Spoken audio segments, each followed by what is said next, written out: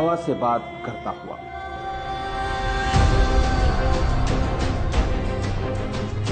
रेत के सीने को चीरता हुआ,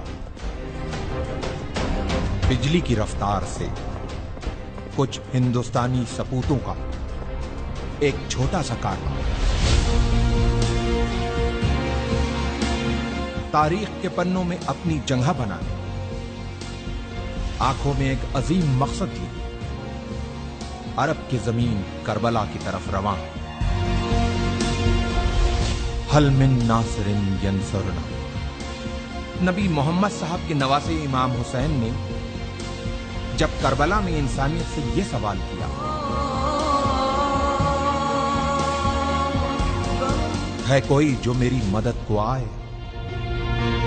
इतिहास ने देखा कि इंसानियत से किए गए इस सवाल के जवाब में इमाम की मदद के लिए अपने घरों से जो हक परस्त निकले, वो रसूल का कलमा पढ़ने वाले मुसलमानों के साथ साथ कांधे पे जनेऊ डाले, माथे पे तिलक लगाए कुछ हिंदुस्तानी ब्राह्मण भी थे। ये वही वीर सपूत हैं जो मदद की शक्ल में हिंदू और मुसलमानों के बीच प्रेम की एक सुनहरी इबारत लिखने करबला जा रहे हैं।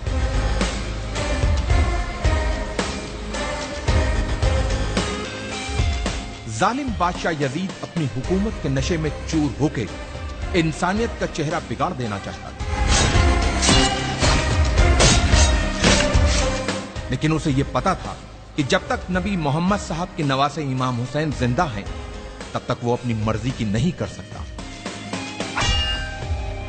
उसके इसी डर ने इमाम हुसैन को उनके परिवार के साथ करबला में घेर के उनसे अपनी हुकूमत के सामने सर झुकाने को कहा।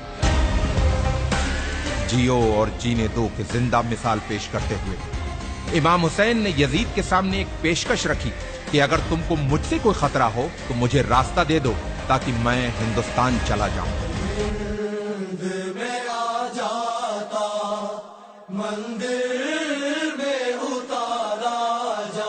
इमाम को दरियाए फरात के किनारे घेर लिया गया, उनके बच्चों और औरतों पर पानी बंद कर दिया गया। यह सब जुल्म यजीद के खत मिलने के बाद इब्ने जियाद ने इमाम हुसैन पे किए। इमाम की तरफ से भी खत लिखे गए। कहते हैं कि लोग मुसीबत में अपनों को याद करते हैं या फिर मुसीबत में जो साथ दे वही अपना होता है। इमाम हुसैन ने अपने बचपन के दोस्त हबीब को खत लिखकर मदद को बुलाया और दूसरा खत करबला से दूर, बहुत दूर भारत के एक हिंदू राजा के नाम लिखा गया। इमाम हुसैन के बेटे अली इब्ने हुसैन ने अपने भाई भारत के राजा समुद्रगुप्त के नाम लिखा था यह खत। सुनने में अटपटा लगने वाले इस रिश्ते का इतिहास गवाह है। लगभग 1400 साल पहले की बात है। ईरान के बादशाह जो पारसी मजहब से थे, उनकी दो बेटियां थी, मेहरबानो और शहरबानो। मेहरबानो का विवाह भारत के राजा चंद्रगुप्त से हुआ और रानी का नाम मेहरबानो से बदलकर चंद्रलेखा रखा गया। और कुछ वर्षों बाद चंद्रलेखा की छोटी बहन शहरबानो की शादी इमाम हुसैन से हुई। चंद्रलेखा और चंद्रगुप्त के बेटे समुद्रगुप्त उस समय राजा थे जब उन्हें अपने मौसेरे भाई अली इब्ने हुसैन का पत्र मिला।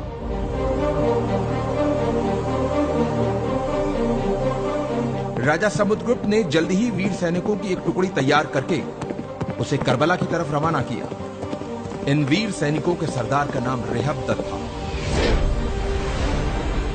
जो एक मुहयाल ब्राह्मण थे। अफसोस, जब रेहबदत अपनी सेना के साथ करबला पहुंचे तो इमाम हुसैन को शहीद किया जा चुका था। यह जान इन ब्राह्मणों का दिल टूट गया और जोश में अपनी तलवारों को अपने गलों पर रख लिया कि जिसकी जान बचाने आए थे, जब वही नहीं बचा तो अब हम जी के क्या करेंगे।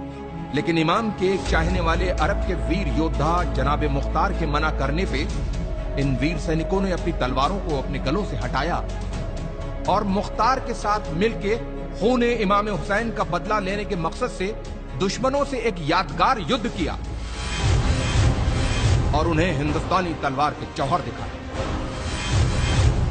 इन वीर सैनिकों ने करबला में जहां पड़ाव डाला था, उस जगह को हिंदिया कहते हैं, जो जगह आज भी उसी नाम से मौजूद है। इन ब्राह्मणों में से कुछ करबला में वीर गति को प्राप्त हुए, कुछ वहीं बस गए और कुछ अपने देश भारत चले आए।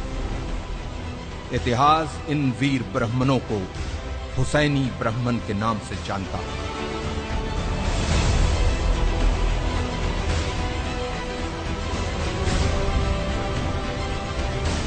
तारीख के पन्नों में दबी हिंदुस्तान और इराक की इस महान कहानी को हमारे लाखों सलाम।